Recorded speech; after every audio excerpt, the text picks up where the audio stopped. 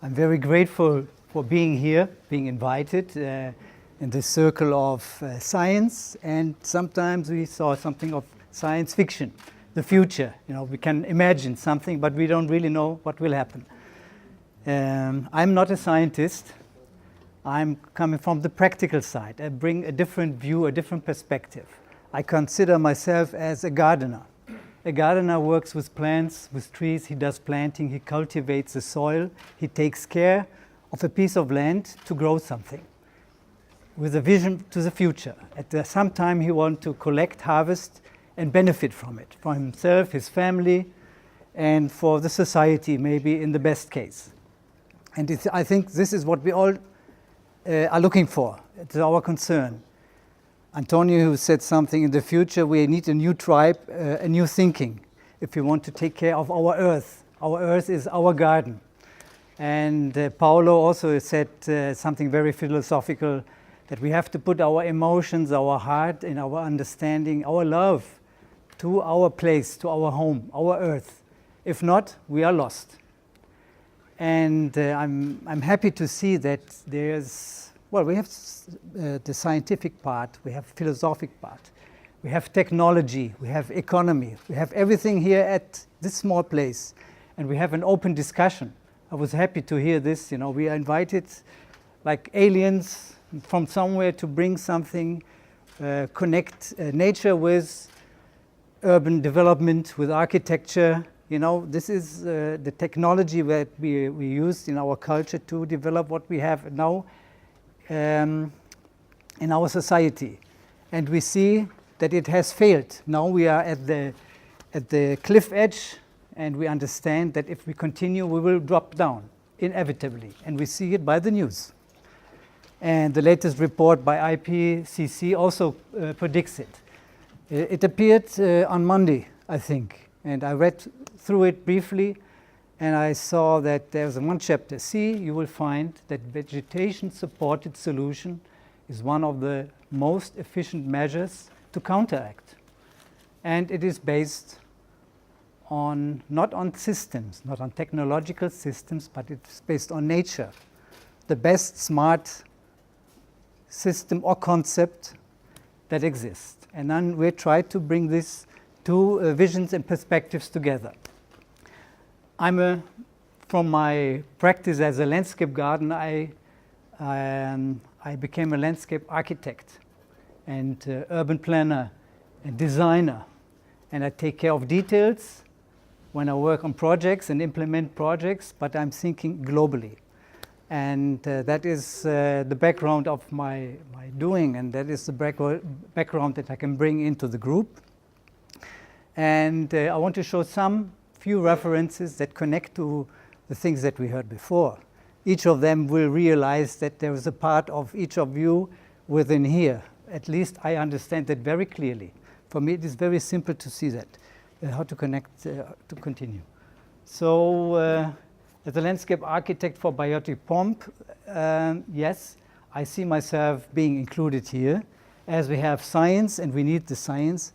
But all science doesn't make sense if you don't react and implement it for practical solutions.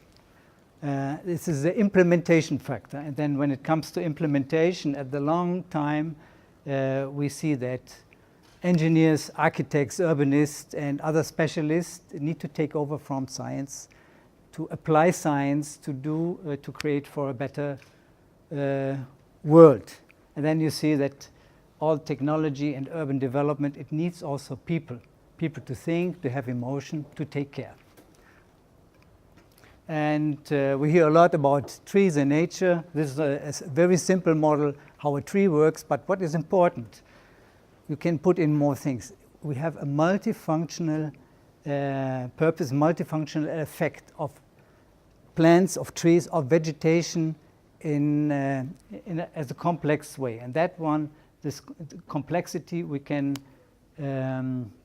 apply for our planning. Next. Multifunctional and generative landscape development. I call this as a background of my work. And what is the overall background? Why we do it? What reference do we have? And thanks to the UN, we have the Global Sustainable Development goals. We can continue. 17 goals that we have since Paris in 2015 it was, I think. And when I checked briefly what we can do in terms of our just the landscape development and vegetation, we can achieve simply 6 up to 7 goals easily with what we are doing and talking about at this moment, and there might be more. But what is important, that we not only have nature or environment or urban things, but we have 17 different complex things of our society that we should consider. It affects everything. So the complexity that we find in nature, we find in our society as well. So the complexity is even bigger than this, which makes it not more simple. And these are the 7 objectives that easily are achievable in the projects that we are doing with our office. Continue.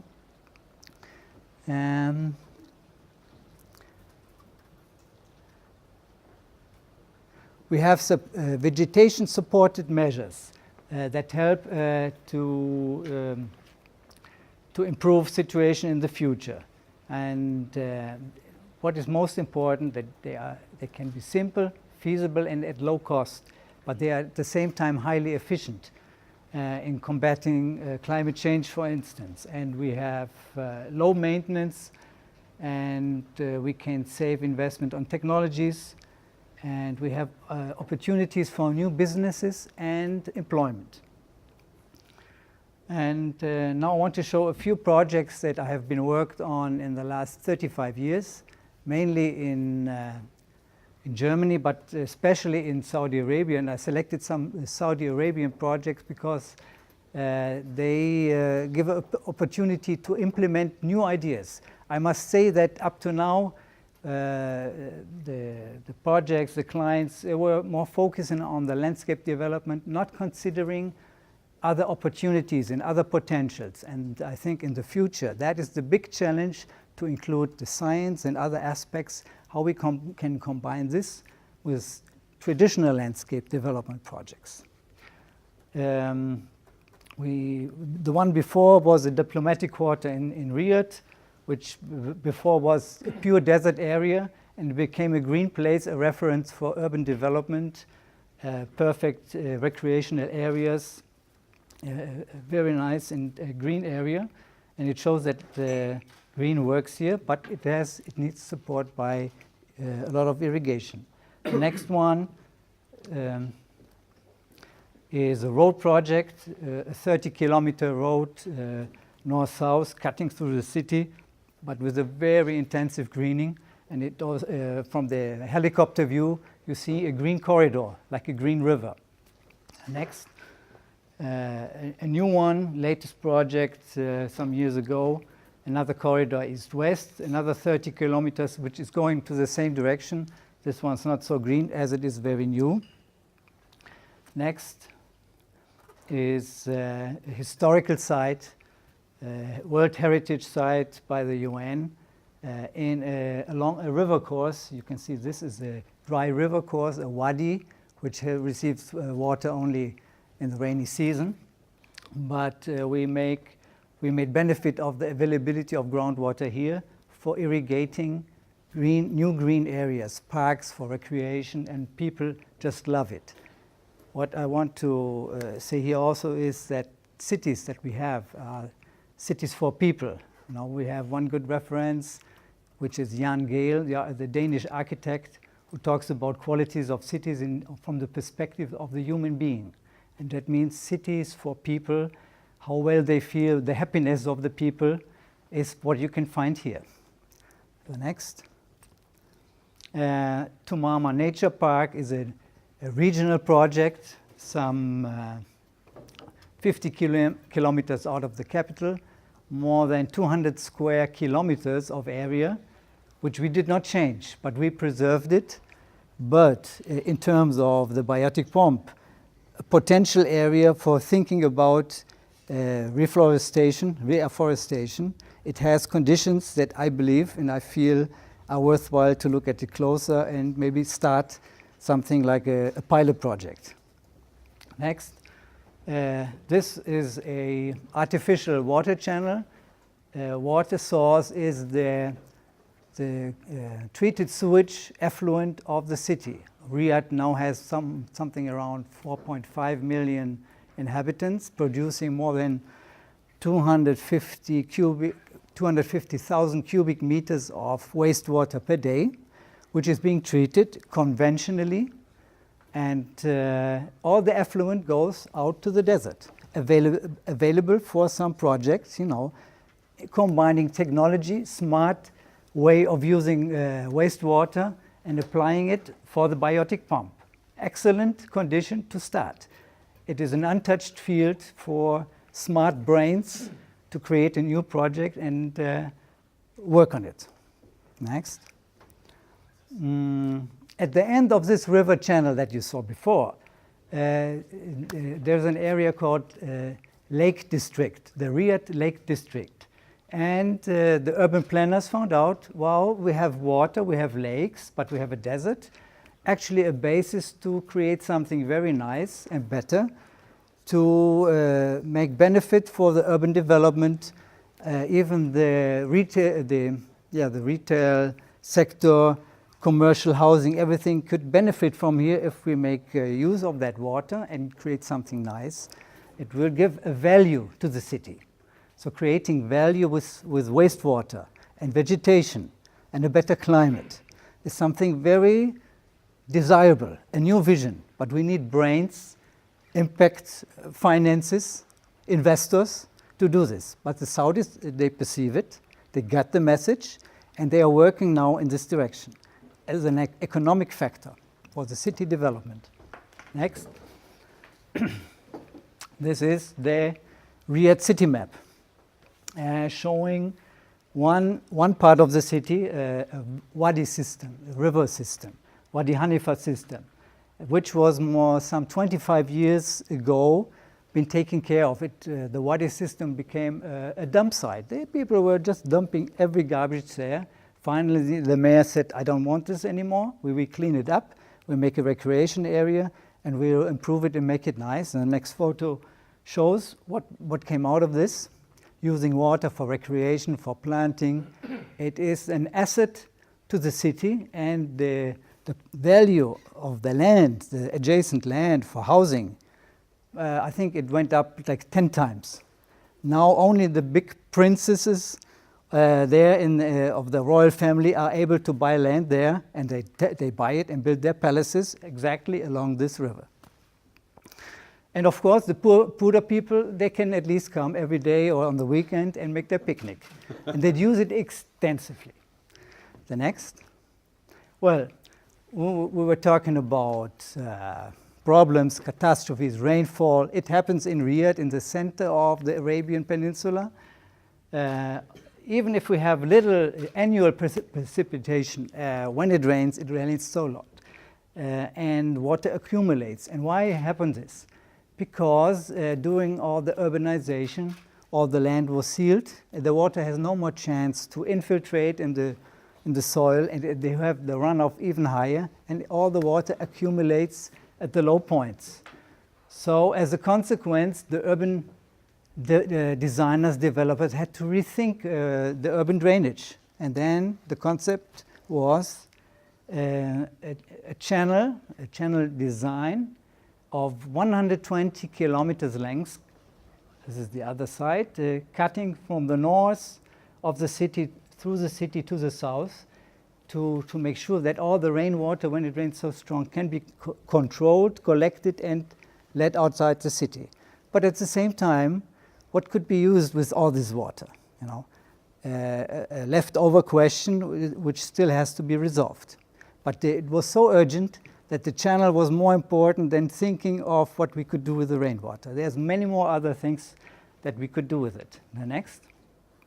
Just showing a little detail how the mayor, in fact, after he saw the channel being built as an engineering profile with nothing, he said, oh my God, I cannot allow this for my city. We will call the architects, the landscape architects, to to make a revision of the design and improve it and make an integrated landscape design. So to allow at the same time the investment for the engineering, for people to have recreational areas, to have walkways, bicycle paths, green areas, picnics, so as a benefit to the city, from the problem to the benefit. And now this is under construction at the moment. I was there last year to start with the supervision of the implementation. Only a little part, but you can imagine it will take another 5 to 6 years to finalize it. But as you can see, the big impact of land, the channel here, which only receives water once in a while, or sometimes will not happen in a year, but then the next time it will. And along all this channel, there will be areas with trees. The quality of the trees still can be defined, depending on the availability of water, the species of trees that we will select, and the intensity of the amount of money that should be implemented. But we have now the moment of opening a discussion and talk to the mayor. We can do more than this. We will intensify the green, and then we can have a green corridor cutting through the city. Okay? And as you can see, it goes until the detail. When I was there, I made sketches and designs for the contractors and the laborers who actually took the tree and planted them.